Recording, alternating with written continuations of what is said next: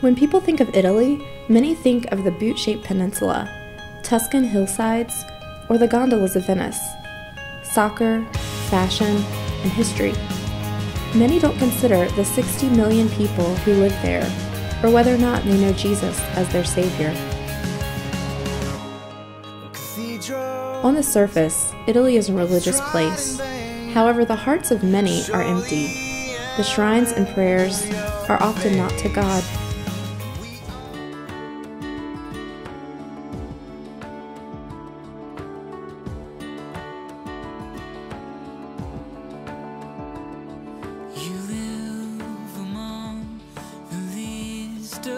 Life in Italy is plagued by the hardships of corrupt government, high unemployment, and tangled bureaucracy.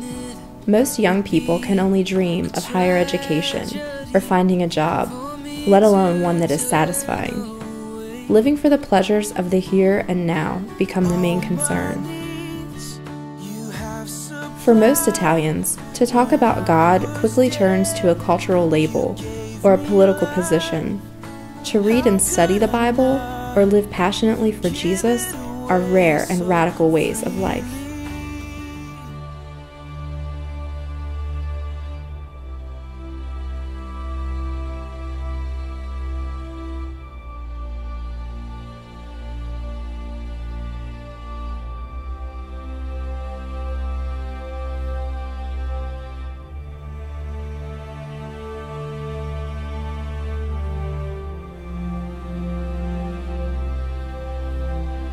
Like most of Europe, the hearts and minds of Italians have turned to secularism, apathy, atheism, New Age thinking, and the occult.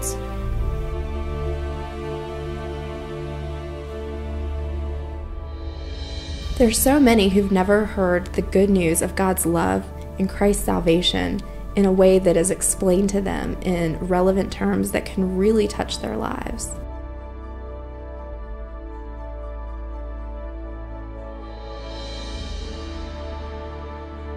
With less than 2% of the population being evangelical Christians, you can imagine the spiritual darkness.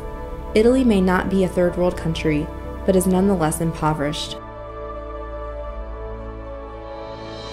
I first went to Italy in 2004 on a short-term mission trip, and since then God has continually called me back on other trips and also living there for a year in body. And I just always knew that a year wasn't long enough.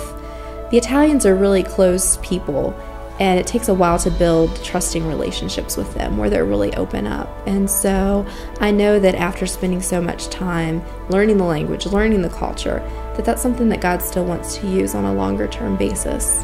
Please pray for me and my team as we prepare for this ministry and as we work at raising the necessary funds. Pray that God pave the way to get us placed among a ripe harvest. Pray also about what you can do to make this possible.